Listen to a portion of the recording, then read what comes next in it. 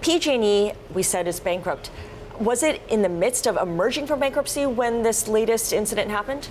So PG&E filed for bankruptcy back in January, and when you're talking about a bankruptcy of this size, it definitely takes a while. So it's not as if it was about to exit and now we have a huge setback, but this could make an already contentious bankruptcy last even longer, and I think that's some of the fear you're seeing in the market today.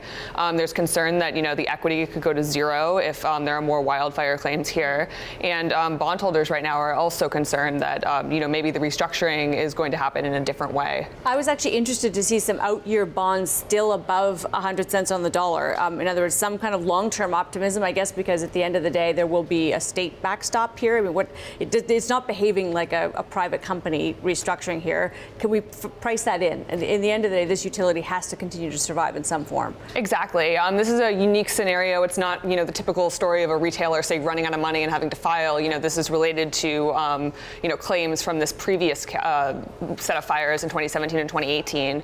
There is a state backstop there.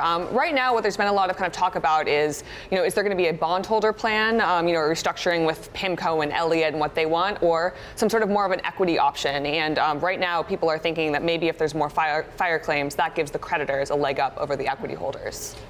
Also, isn't there any kind of insurance that PG&E can tap? I mean, that's got to at least defray some of the cost to the utility. Yes, there is wildfire insurance, tied to the state of California. Also, just being a utility, that is the kind of insurance that they have. But the question is that these fires are so bad, is it going to be enough? And, basically the answer is no, which is why they had to file in the first place. They also need a capital infusion, which is, to your point, one of the plans includes $14 billion of a cash capital infusion. They need the money to fix a lot of their infrastructure. Is that going to be at war? Are those two things going to fight with one another?